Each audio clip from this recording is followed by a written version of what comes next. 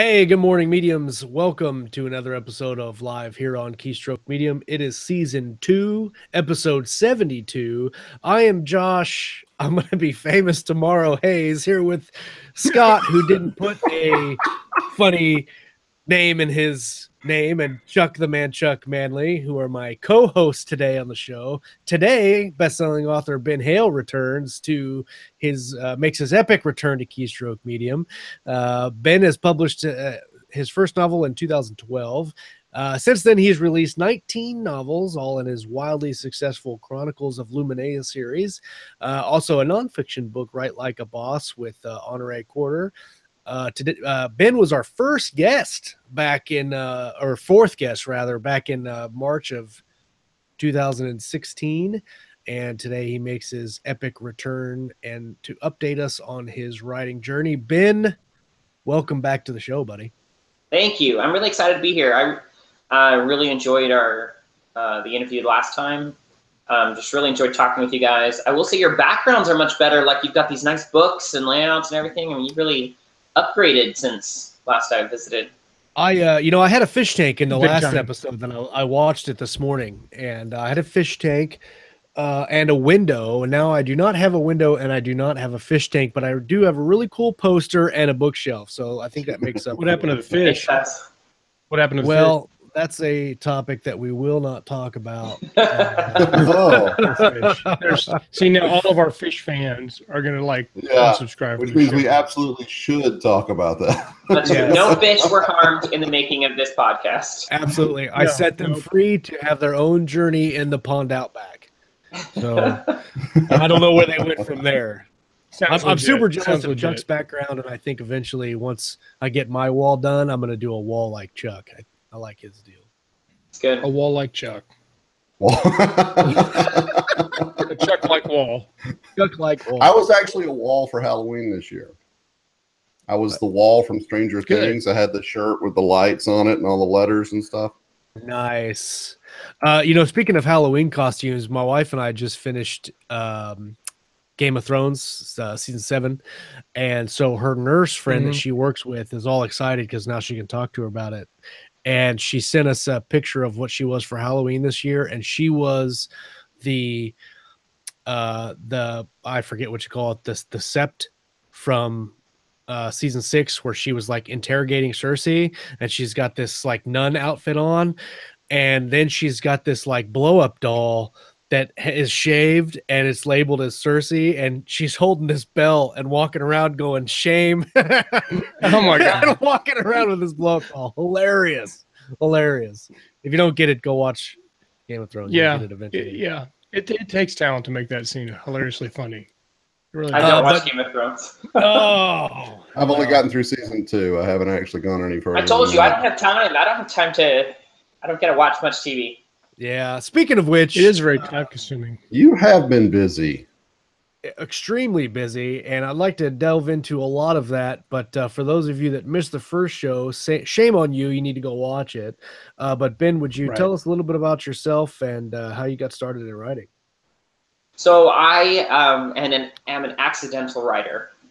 Growing up, I hated writing. I hated English classes. I really disliked everything from the craft to the grammar, mostly the grammar, if I'm honest.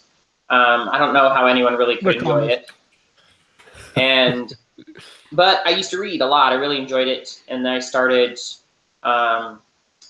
creating a world in my mind and a story. And every night I would add a piece to the story, and it was relaxing and helped me fall asleep. 15 years later, my wife told me I should write it, and I started to write it. And actually, I laughed first. She said, "You should write this," and I said, "No, there's no way I can do this." I didn't think it was within my ability to write.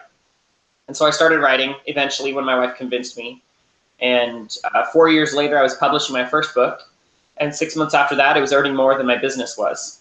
So I sold my business, and this December, so in like 4 weeks, will mark 5 years since I've been writing full time. God, that's so awesome. That's awesome. It's been a really interesting and fun road. So why didn't you think that you could write the book that you had in your head for 15 years?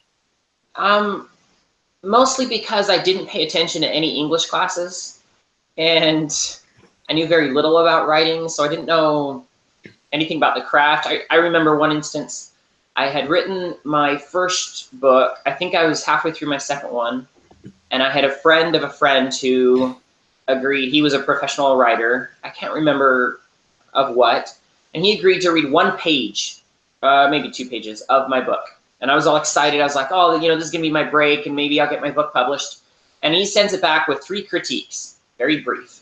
I don't remember the second and third. I remember they were helpful, but the first one was you used too many adverbs. And I remember thinking, what's an adverb?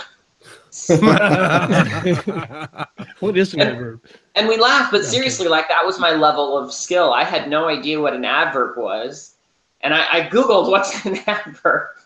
Thank I God didn't know. And then I started going through my book, and I realized that I think there was 80 in my first 2 pages or something, first page. Wow. It was just a ton. And my vocabulary was so limited that I would use adverbs to help shore up weaker verbs, and which is a common early mistake. And I learned that that was a common early mistake, and I'm fortunate that I learned it before my book was published and managed to edit it out. For the most part, there's still quite a few, but there's less and less as you read through my series. You find the writing does get better. At least that's what my readers tell me. So a little bit of background on your writing. You have 5 series, 19 novels now, and they're all in the same universe. Yes. Lumineia is the world. And would you give us a little bit of background on that and why you decided to do so many series in one particular world? So I really like the different types of fantasy. So everything from like traditional epic fantasy to sword and sorcery, to urban, more of a modern setting, to futuristic. I really liked all of those. And the idea crossed my mind. This was before I started publishing. Before I started writing, actually, it was part of that original world. The idea crossed my mind, what if you put all of these different genres into one world? So like an epic fantasy, a fantasy world with, you know, dragons and magic and everything, and a medieval fantasy setting could have a large enough time gap that it would evolve into modern day Earth. And then you'd have an urban fantasy that would then be a sequel to the previous books. And so I was curious, how could that happen? What settings would cause that? Magic would then be in hiding in the modern setting. And then what if you went further back in the past? And so this whole timeline idea came into being. And so each one of my book series takes place at different points in time. There's a couple that are close together, but my book series right now spans 25,000 years. There's huge gaps in time. Characters are obviously totally different, although some that don't age. There's some crossover characters between the different series and how one shapes another, how one causes another, how the legacy of one shapes another series, which is a tremendous fun to thread them together in that fashion. Now, I remember when I watched the first interview with you that you said you're a planner, and with that kind of an ambitious storyline, I guess you would have to be. But when you're plotting out this stuff, do you plot it based on the character or the events? Like when you have those carryover characters from the past to the modern, you just do it character by character, or how's that work? It's very much plot driven. I come up with the conflict first. I actually come up with the conflict for the series, and then I break the conflict into smaller subsections, and then I write through what I've already designed. Okay. But I do like to plan the events, and then the events shape what the characters do and how they react to that conflict. My overall plan is I've got 3 more series to write, and then I have a final one, so the 4th one will be like a capstone series that will be the latest chronologically speaking, and it ties together threads from all of the other series and how they all link together and how some characters all join together into one massive conflict. That series will be much larger, so it's not going to be a trilogy or a qualogy. It's going to be several books in length, and so it's going to be like the epic moment where some of your favorite characters that have been in the other series now all come together like Avengers style. So nice. Very cool. Yeah. Do you have an editor that handles all of this for you as far as per series, or one that does everything, or how's that go? I've used the same editor from the very beginning. She's amazing. She's a really, really good editor. She helps me with the development. She also helps me learn. Initially, she kind of taught me a lot about writing because I need to learn it. But she was patient, and she believed in me and thought that I had a lot of potential and that my writing was very vivid. And with some help in the grammar department, it would kind of bring that out. So yeah, she's been with me forever. She's awesome. How did you find your editor? I met her in the tax office. Sorry. Yeah, seriously. I had to go to the tax office to get some form, and ended up waiting for like an hour and a half. And she was there with a friend, because that's what you do. You go with your friend at the tax office. And right, that's Josh and I go to the tax office all the time. Hey, Josh, that's what you do. You go to dinner and then you go hang out in the tax office. They have free Wi-Fi, I think. I'm just kidding. No. Yeah. I need a tax office friend. Tax office friend. So we ended up getting to talking. I have no problem talking to people, and so I just started talking with them. I overheard them talking about books, and I said, "Oh, I'm writing a book." And she said she was an editor, and I talked about the book, and she was like, "Hey, why don't you send it to me, and I'll tell you what I think." And she said that it was like watching Star Wars for the first time, but my grammar was terrible. So it was a good feedback. I liked that feedback. But she's one of the big reasons why I kept writing and why I got published and why I have my career. It's funny to me that you compliment. mentioned that grammar is one of your worst weaknesses. Yeah, because it's mine as well. Like spelling is, but I've got spell check for that. But then I'll just write, and I get stuff back and like, did you read this? And I'm like, yeah, I read it. And then I read it out loud, and they're like, oh, that doesn't make any sense at all. Here's how it should say. I'm like, oh, well, thanks.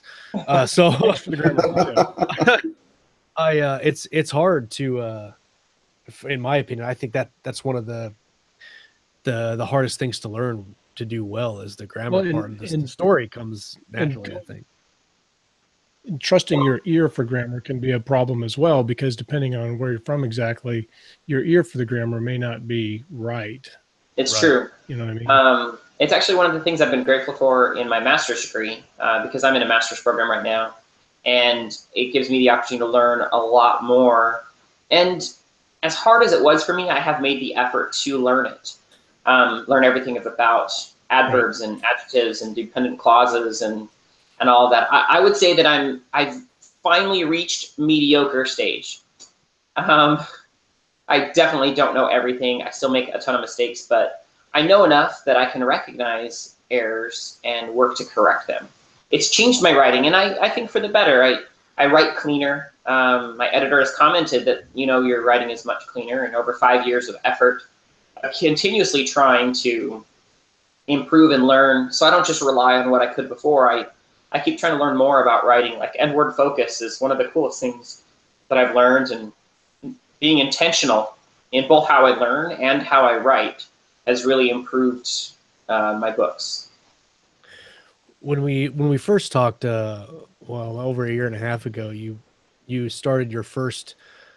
You had published your first book, and then I want to say that you'd written your first 3 books, and then was very, like you said, purposeful about how you released them and how you published them, and you had a plan where you say, I'm going to release this, and then I'm going to release this, and it was all done.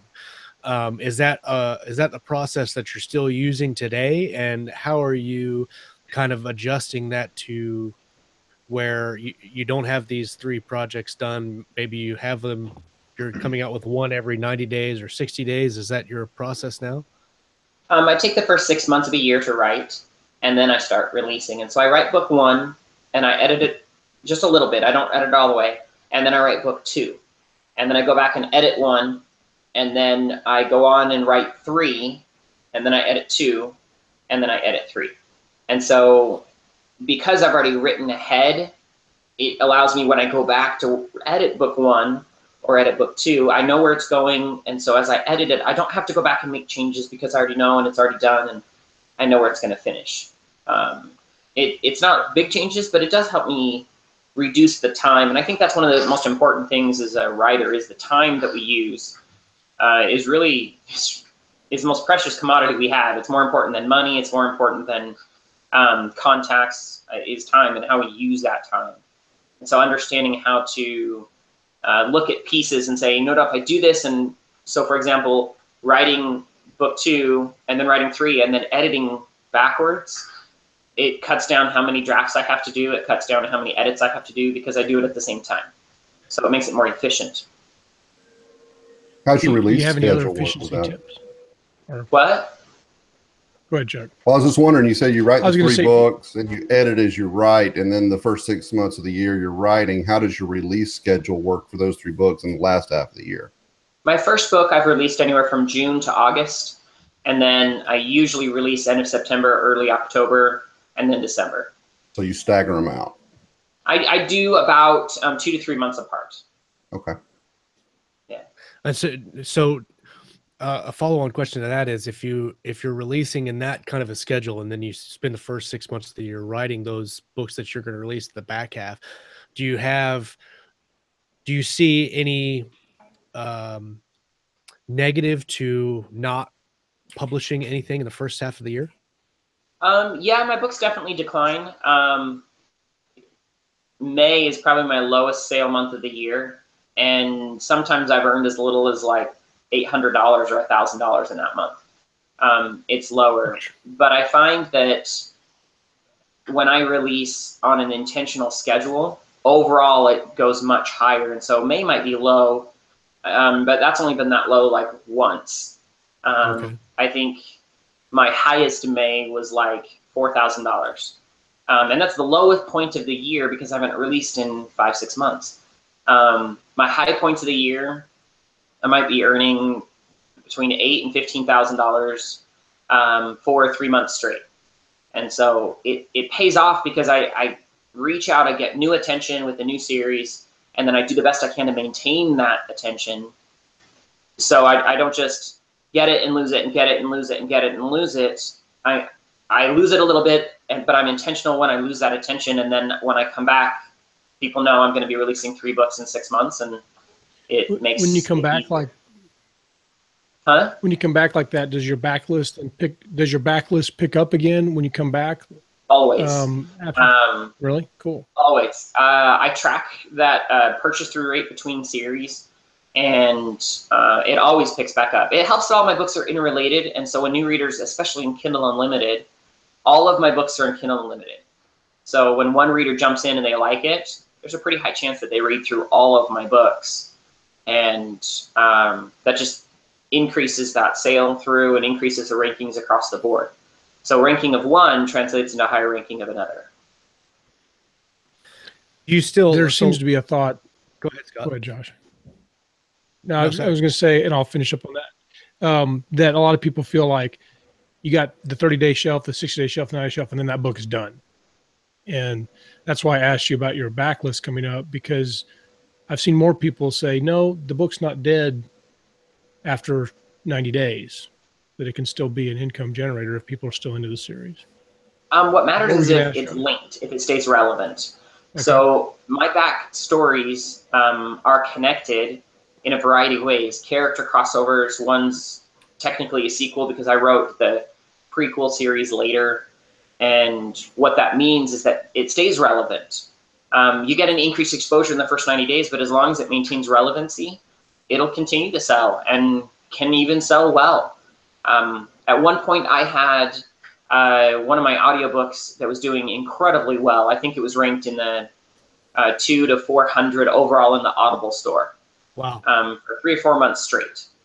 And all of my other books went up with it. They didn't climb up to the same level, but they climbed up, and they stayed, you know, whatever it was selling, they would sell 20 to 30%. And if it went up higher, it was still 20 to 30%.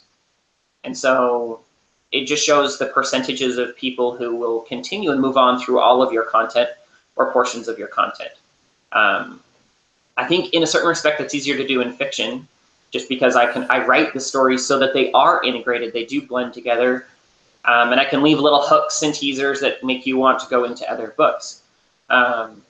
But in nonfiction, you can do the same thing. If it's a series that are all connected on topic or purpose, then yeah, you'll see them continue to sell even when they're older content. You mentioned nonfiction, and maybe this is a good time to talk about it. You wrote a nonfiction book with Honoree Corder, the Write Like a Boss. Tell us a little bit about that and that series. So Honoree is someone that I met about, I'm coming up on 2 years now, about a year and a half ago. And I was just really impressed. She's awesome. She's very intelligent. And she wrote exclusively nonfiction. And I had written exclusively fiction. And we got to talking, and over the course of a year, we talked a few times, and then at the Smarter Artist Summit, we talked a lot more. And the idea came up that we write a series about writing that was specifically targeted to nonfiction and fiction. So within Write Like a Boss, there's a chapter on writing fiction like a boss and a chapter writing nonfiction like a boss. And our idea was to have it be kind of conversational. So there's points that she says something and I reflect. And when I was writing, I responded the way I would in a conversation, like, hey, I really like that point. Or, you know, I like that, but I disagree a little bit here. And so it comes across a little bit more conversational. And the reviews have kind of noticed and reflected that. They like that. So the whole idea was to approach it from that angle. And then the idea came up for Write Like a Boss. Because if you know how to write, that's great, and that's one thing. But writing like a boss means treating your work like a business and becoming the boss, not just the writer.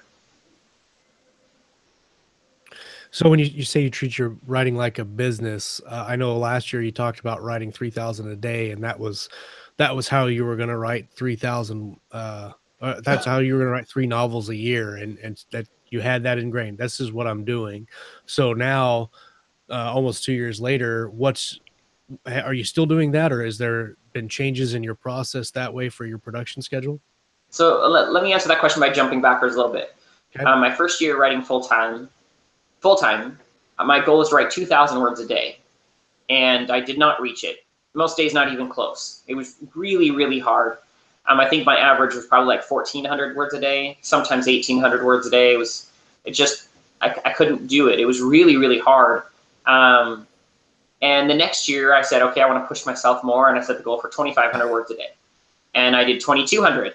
So I met the last year's goal. And so every year I kept pushing myself. And when I was with you guys, you know, a year and a half ago, my goal was 3,000 words a day. My goal right now is 4,500 words a day. And I do hit that regularly. I'm actually on track to write 600,000 words this year, which is mind-blowing to me, because 5 years ago, if someone would have said in 5 years you'll write this many words, I would have told them they were full of it. Like, there's no way that I could do that. I just didn't think that was possible.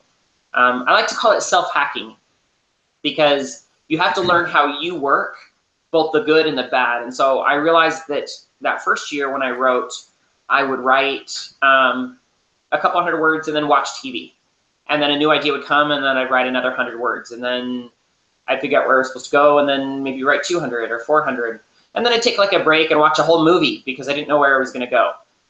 And so I would do this throughout the day, and I realized that the good is that I could type quickly. Once I knew where I was going, I could write quickly. The bad was that I wrote periodically. It wasn't a consistent thing. And so every year I've tried to push that down and say, well, how can I get ideas better? How can I get ideas faster? How can I improve the consistency? And I'm to the point now that I probably don't watch really any TV. I write for about 5 to 6 hours a day. And then I spend an hour on marketing and just connecting with other people, emails, cover work, stuff like that. And then I do 2 hours of my master's program and then get off at 5:30 or 6. You do that 7 days a week? 5 days a week. 5 days a week.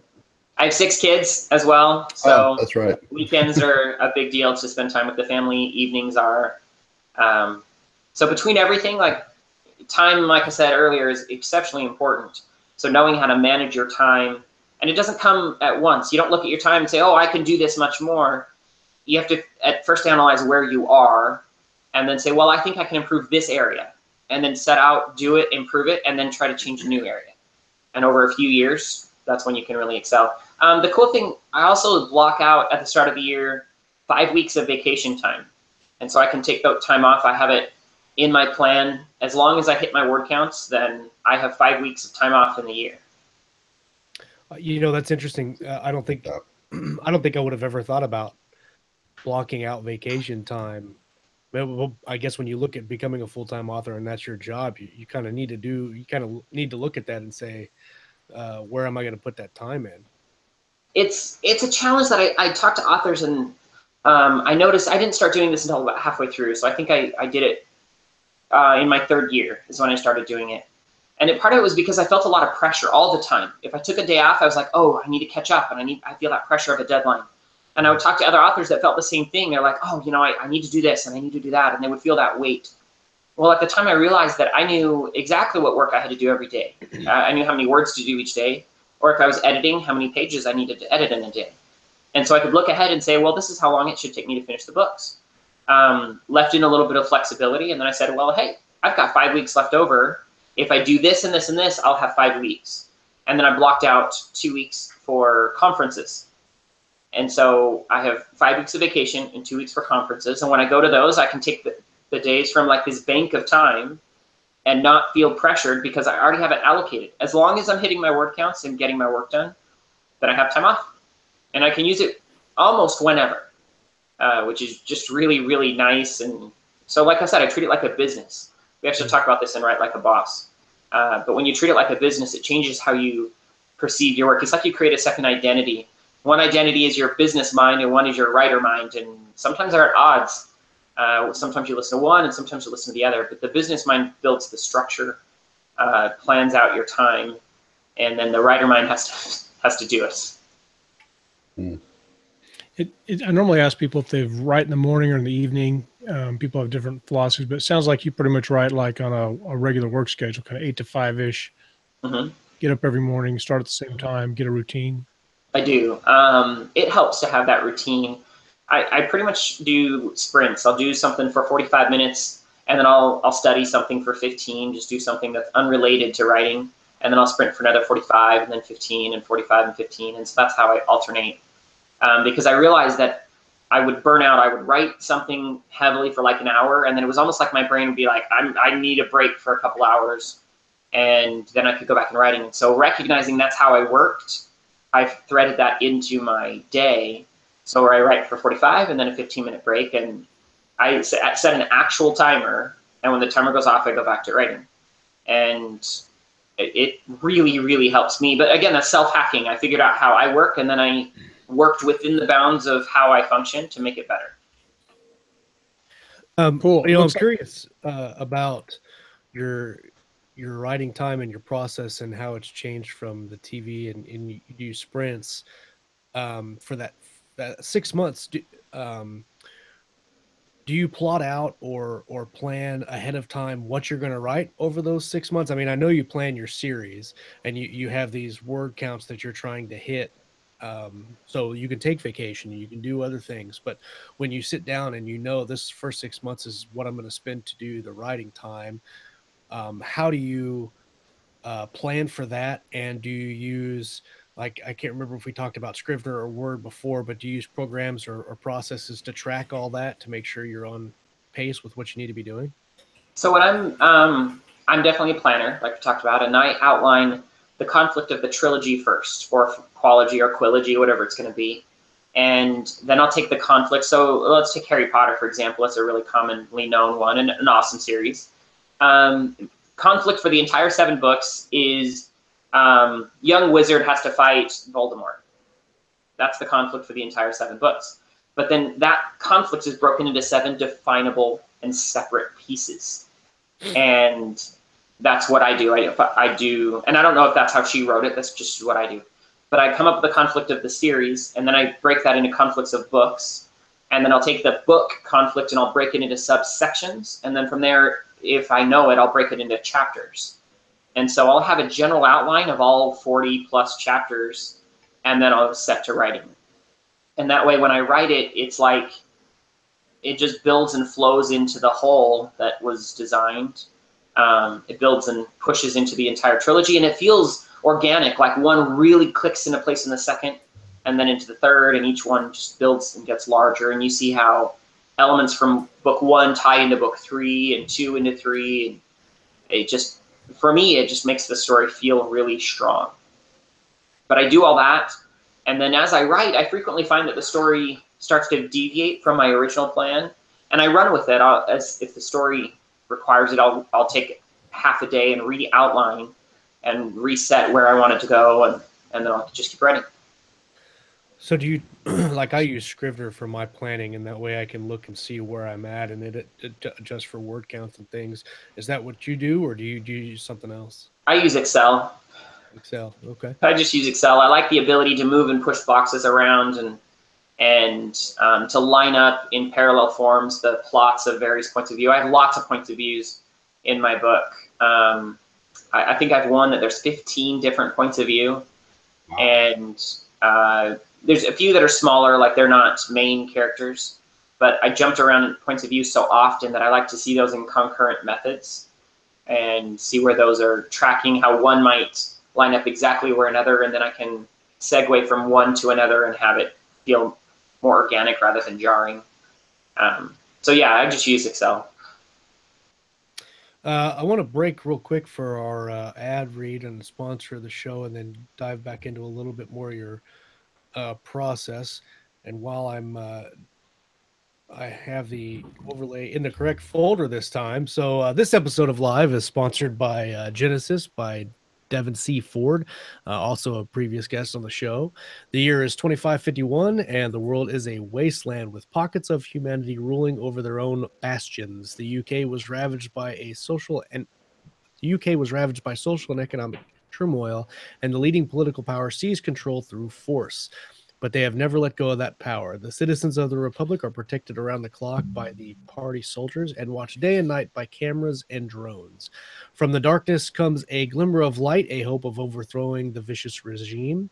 The resistance, in secret and at great risk, have nurtured the subjects of Project Genesis to take the fight to the party, who, unbeknownst to the resistance, have their own secret projects lying in wait to counter the threat.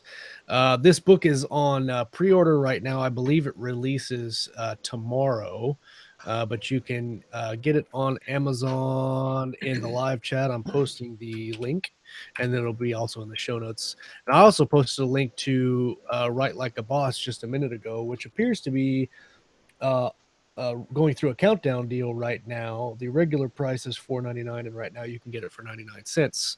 So go and get both right now. That's your order and requirement for watching the rest of the half an hour of the show.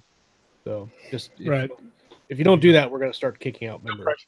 So no pressure. No pressure. We're just being really mean. We'll be really mean. Start yelling at people in all caps in the chat. I can't imagine Scott being mean. I just don't see it. You know what's great about Scott is that he's this really nice guy on the show, and then if he gets angry about something, watch out, because sometimes my messenger like explodes in like, and it used to be on my That's phone. only when Scrivener does mean things to me, because it's all totally justified. So my phone used to edit curse words, and so I'd get all these all cap messages from Scott that were like this, and then it'd be XXXXX thing XXXX, because my messenger was editing Scott's text messages, and like 97% of the message is all these X'd out words. And I'm like, I have no idea what you're saying, Scott. I don't know what you're saying. I get the point. Calm down. Take a breath. So I try to avoid angry Scott. Angry Scott's embarrassing. So angry Scott's embarrassing. Yeah. I actually don't swear. None of my books have swear words in them. Not one. I actually don't swear in real life, and so I wanted my kids to be able to read my books and see that as an example, because I know my kids are going to read my books. My oldest has, and so yeah, they're all clean, and especially in that respect. So you mentioned we had talked about that before, and I was going to ask you, because is that a draw for your series? It's kind of because like, you know, people read the Game of Thrones and those types of things now. There's a lot of swearing going on, and there whatnot. And maybe you're like the counter side to that. People want a different option. They can go. Yeah, there's no sexual content, and there's no gore, and so it's much more about the action. And I think I had one reviewer this is a long time ago, with one of my, I think it was my first book, say that it was like a PG cartoon. And although I certainly have some content that's more heavy in nature, characters do die, people have to go through the loss of family members or friends.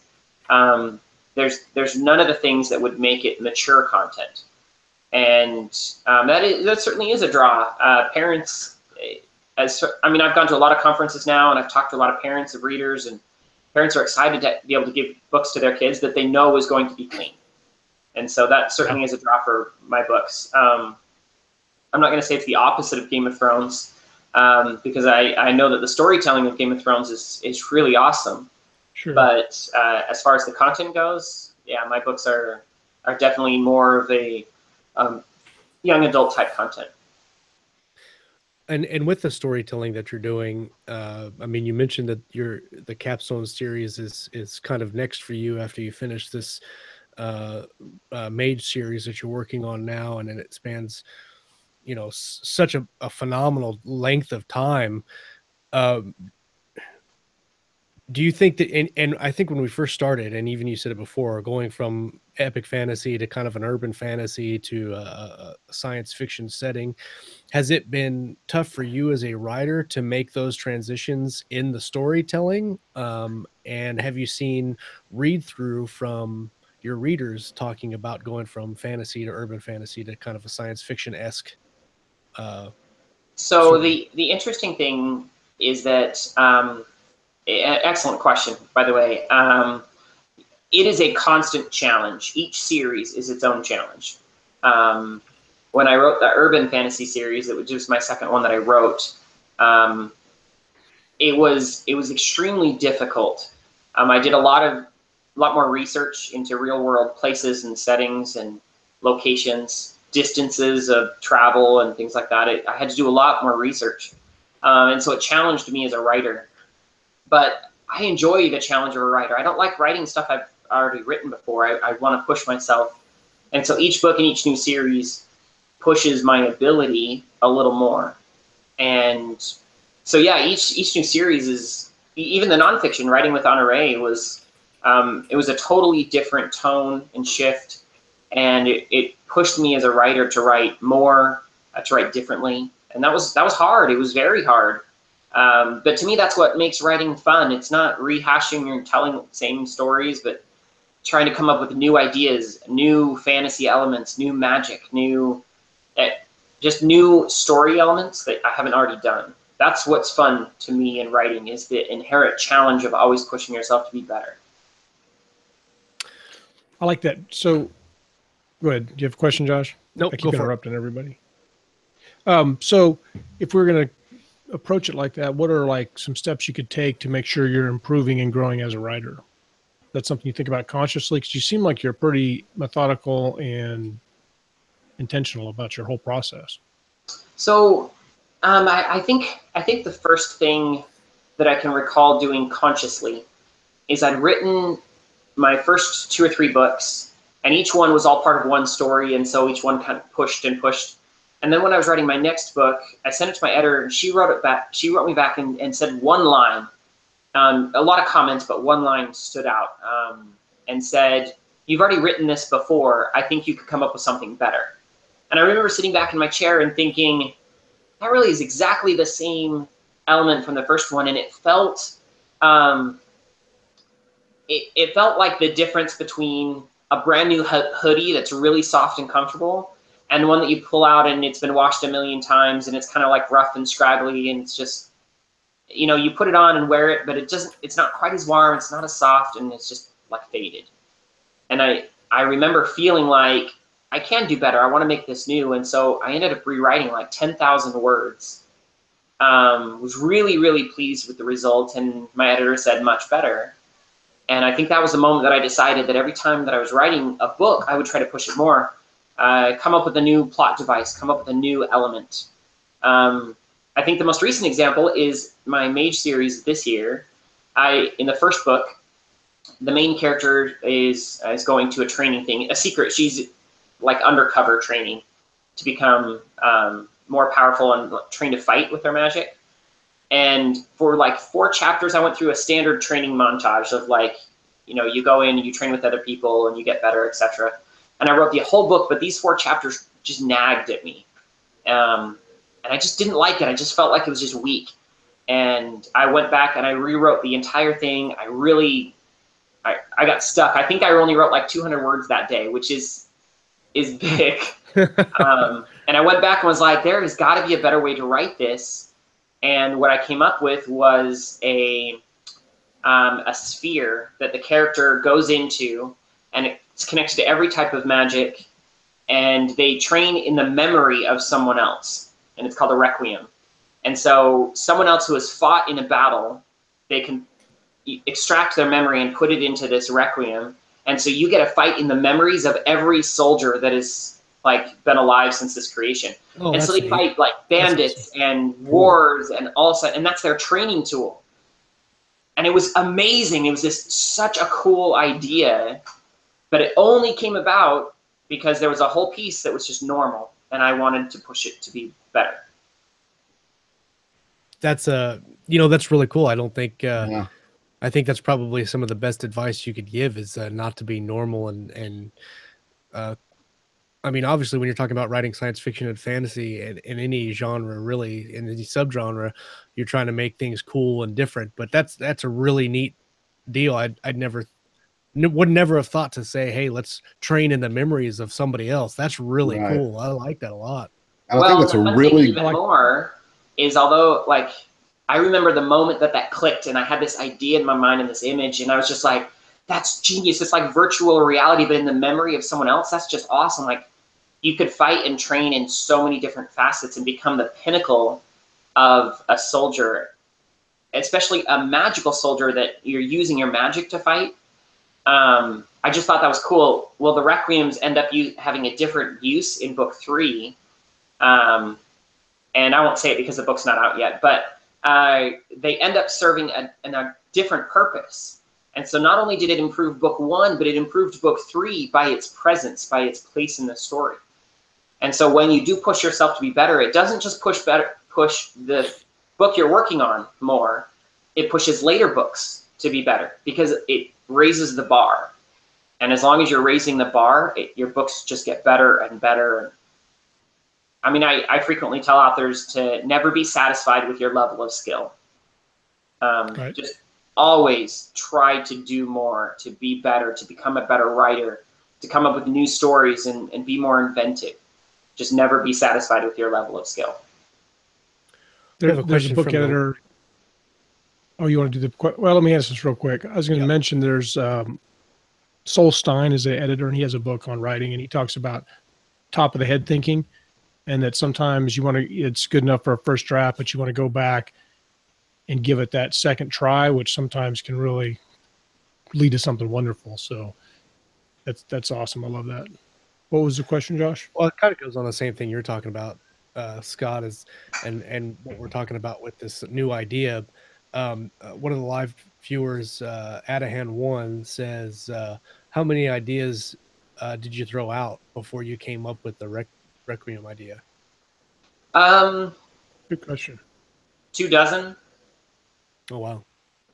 A lot of them were non-starters. Like I would think of them and discard them in the same thought, in the same moment. Yeah. Like change the setting to be outside. No, that's a dumb idea. Some of them came from other books I'd read, and I would immediately discard them because I'm like, nope, I don't want to do what I've read someone else do. I want to do something that's mine and new. And I should say that I should point out that it didn't come out in the first draft. And like what Scott was saying, your first draft, you're just writing. I think I mentioned this on the 1.5 years ago interview, but my editing process is very specific, and each draft has a purpose. And so draft 1 is just about finishing, just to get to the end. And then draft 2 is my content draft, and I fill in holes, and if I skipped a chapter or 2 here and there, or tighten up or really expand on the content. Well, what that means is that on draft 2 or 4 or 7, I might add an element that is incredible that wasn't there in the original story. I like to say that there's just as much creation in editing as there is in writing. And when you view editing in that facet, that writing your first draft is just about building a framework, and then the editing adds all that flesh and all of the, you know, Right. all the armor and the intricacies of the characters, and that's really where a lot is added. And when you approach editing in that fashion, your book gets a lot better, because you're not depending on just your skill as a writer, but you're depending on your skill as an editor. Those two different skills, and when you use them both, that's when your books become a lot better. So I'm curious, in your first draft that you're writing to finish, and obviously we've said that you're a planner, so you plan out that first book, outline it, or however you do beats, and then you write it.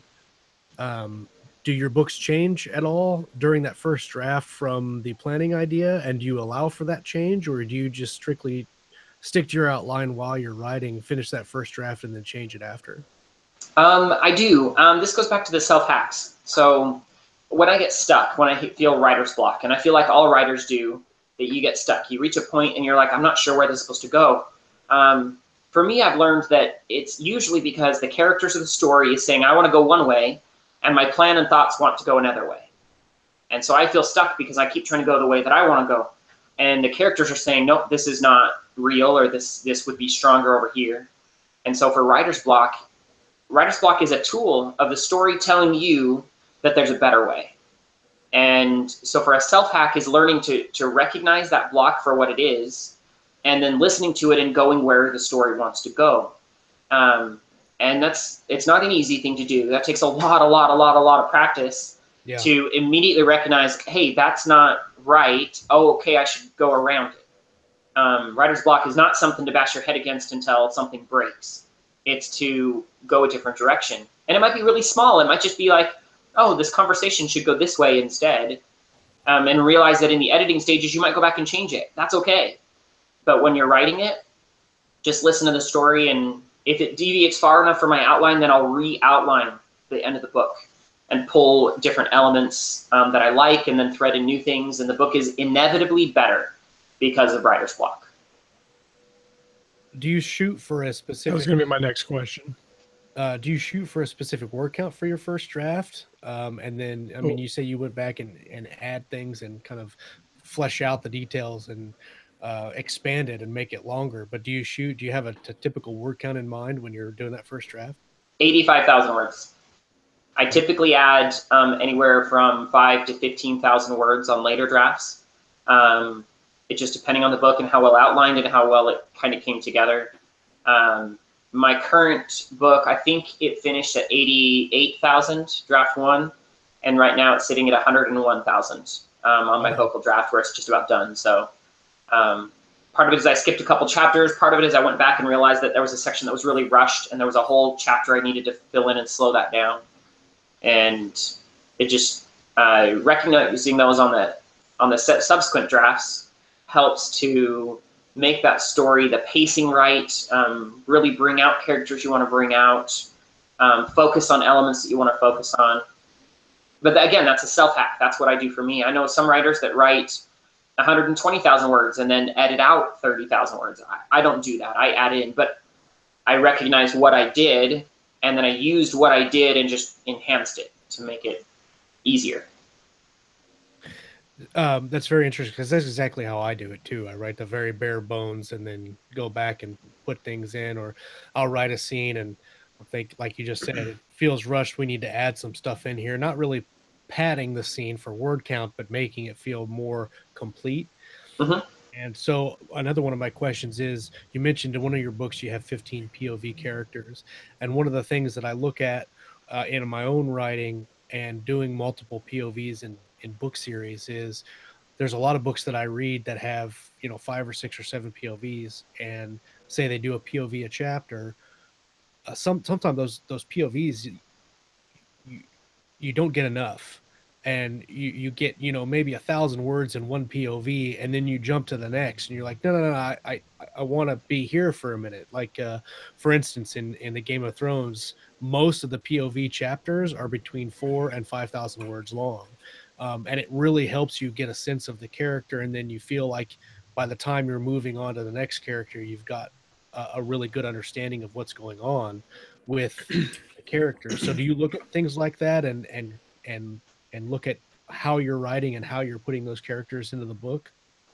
I do. My standard goal is 2,000 words a chapter. My final draft is rarely close to that. Sometimes it's 1,700, sometimes it's 2,600. But my standard goal is 2,000 when I'm first writing. And for main characters, I generally do chapters back to back. So it's 4,000 words, 2 chapters in a row, sometimes 3 or 4 chapters following. And it's really one section. I treat it like an event, one section. And it's almost like a short story. It's got its own conflict that has to be resolved that threads into the overall conflict. Its own start, middle, finish through its sequence, whether it's 2 chapters or 4. Side characters are usually 1 chapter, but it's still the same thing. It's one section where they start, middle, and end. And so, although you might really want to continue with that character, that one section has been completed.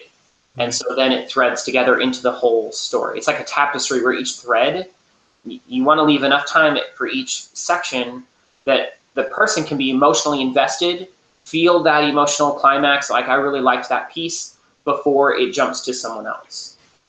Yeah, exactly. Scott, do you want to catch into the next topics? Yeah, well, we've had some questions on the live chat about releasing books closer together, if you've ever thought about that, or how you feel about release schedules. And, you know, the common questions with, does that affect the algorithms? What are some of your business and marketing strategies that So you might really use? I'm going to use 2 extremes to highlight the optimum. On one extreme, let's pretend that you publish 3 books 1 year apart, so over the course of 3 years. If you do that, your book has the advantage of time in that you have more time to bring in new readers that will read your books. That's the advantage. The disadvantage is that you lose momentum. You lose engagement. Readers like it, it's new, and they enjoy it, and then they move on to other content, and so you have to recapture their attention for book 2 and for book 3. And so if I was going to show this on a graph, you would see it peak, and then it decline and flatline. And then the second peak would probably be similar to the first one, because you're recapturing attention, and so you're not getting it. On the flip side, let's take those same 3 books and let's release them 2 weeks apart. So over the course of 6 weeks. So I guess 4 weeks. So 1, and then 2 weeks later, and then 2 weeks later. So in a month, you release all 3 books. The disadvantage is now time, because you haven't given the readers enough chance to really come in. The advantage is that you get a lot more exposure on Amazon. But the height of your peak is limited by how many people have bought your books. So let's say in the second example, 1,000 people bought your book 1, and the first example in that 2 weeks, only 50 people bought book 1.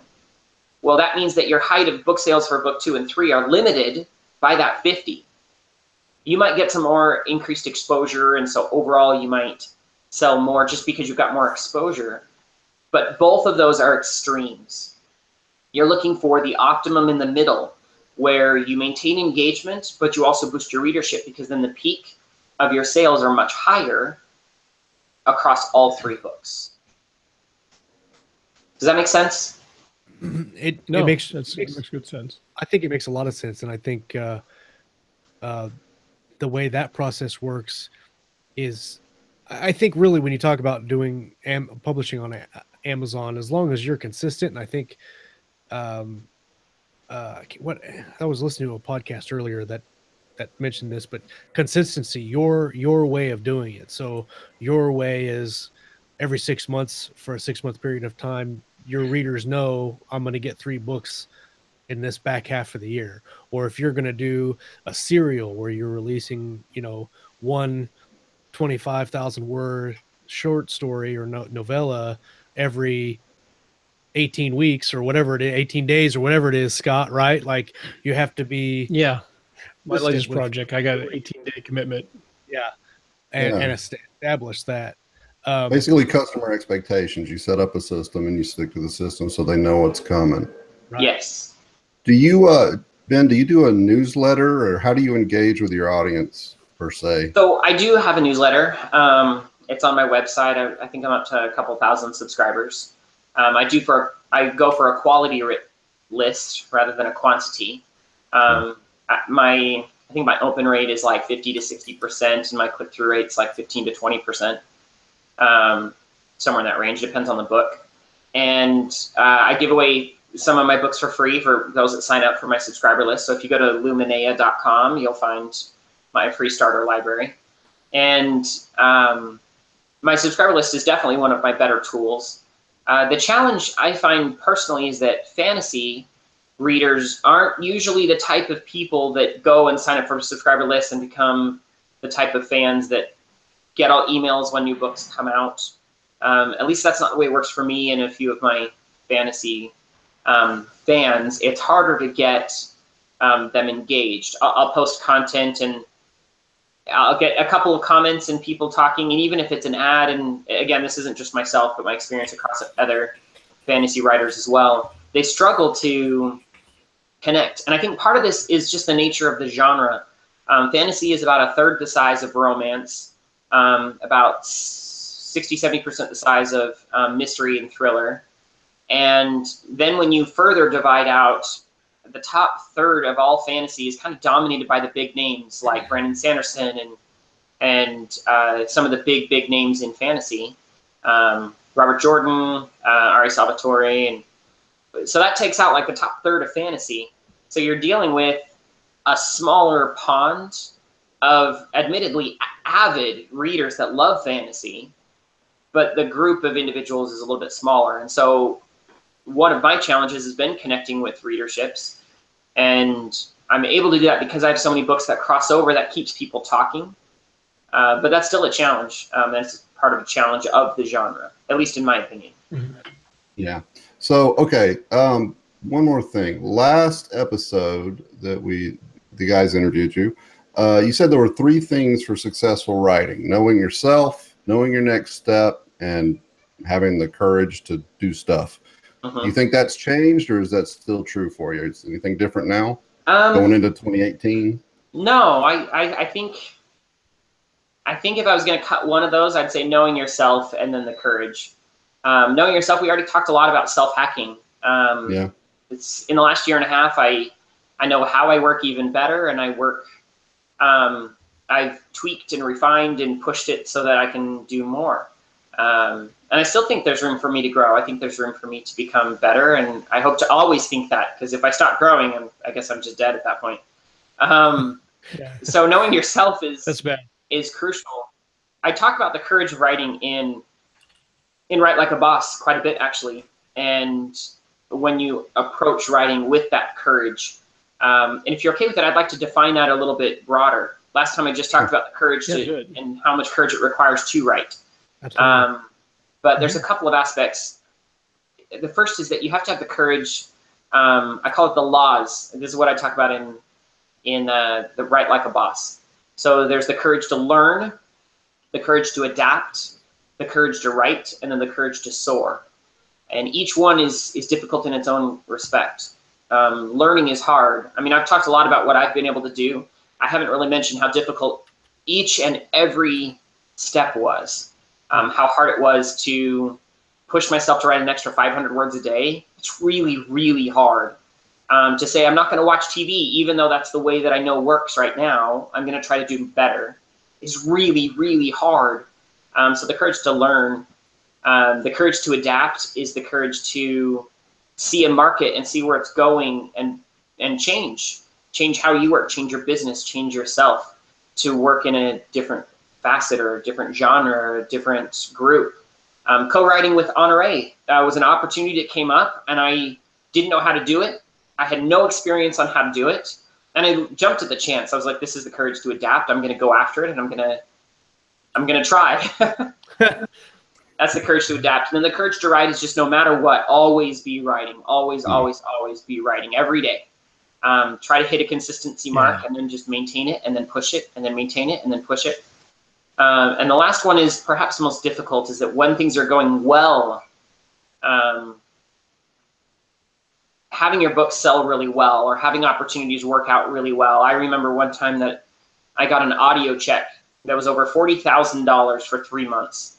This is abnormal. Do not begin thinking that I have a ton of money, because it's not the case. But in this one instance, and it was tremendous. And as awesome as it was really distracting. And it would be to sit down and I'm trying to write and thinking, oh my gosh, like what if this continued? Because of course you think that. what if this continued? What would I do? I mean, so your mind starts to think about that, but you have to have the courage to feel grateful and happy with what's going on, and at the same time, continue to do the daily slog of coming up with ideas and writing and set that aside. And each four of these facets is, if a writer does all four, then I have no doubt she'll be successful. Like, you'll overcome every challenge, you'll keep learning and growing, and you'll reach a point that things are just going really well because you live by courage, and hopefully we as writers have that ability to do that. Excellent advice. Excellent advice. I'm always we need to have you on the show more often, because every time you finish talking, I remember having you on the last time, and as soon as we got done with the show, I told Scott, I really want to write 800 million words right now as I sit in this chair. And I kind of feel the same way now. I think it's amazing, especially with how busy you are and how many other things you have going on in your life, that you're able to do all these cool projects and have success with all of them. I think that's really neat. Thank you. So if you don't mind, I'll share with a poem, which is, we can finish. It's a really cool poem. I discovered it recently.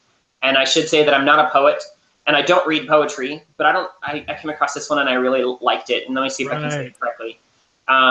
It's by Henry Longfellow, and it's, let's see if I can do it. You know what, I think I still have it, so I'll just read it because I don't know if I have it memorized. Yeah, okay, so here it is. So, the height by great men reached and kept were not attained by sudden flight, but they, while their companions slept, toiled upward in the night. And I read that poem and it really resonated with me, especially the line where, while their companions slept. I don't think it means actually sleeping. Right.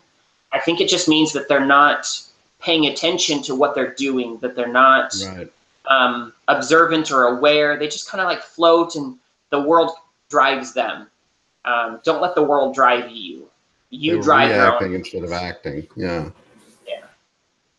Wow, that's a good. What's that called? What's the title? Henry Longfellow is. It's by Henry Longfellow. I think it's Great Men. I'm sure on the title.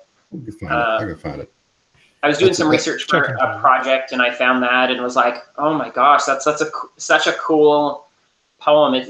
It's brief and poignant, and I really liked it. Yeah, that would be a good one for everybody to tape to their monitors. You know, just every time you think about going to watch TV instead of work, and read that and think about what. Well, and that's what I realized is that first year that I was writing full time, I wasn't working the whole day. I was only working like 2 hours in the day, and the rest of the day I was relaxing and doing whatever I wanted.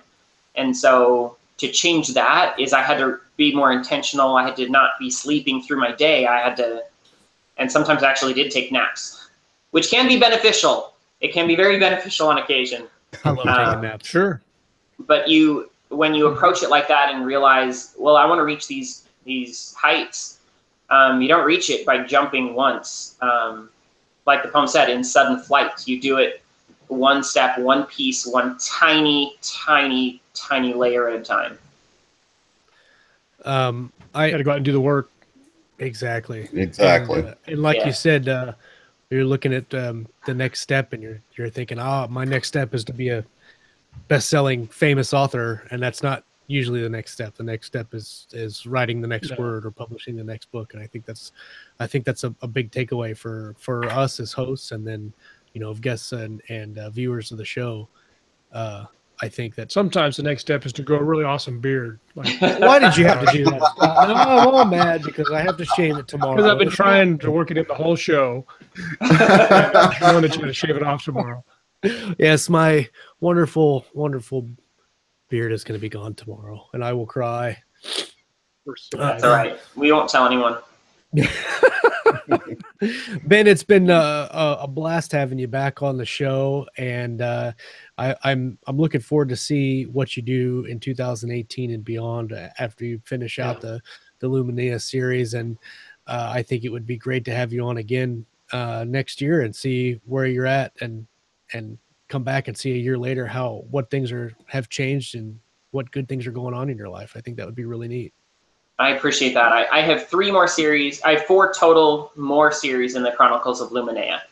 So I probably have another 6-7 years of writing within this world before I finish the capstone project. There's a lot for me to do here. It'll be 9 series when it's done in the world.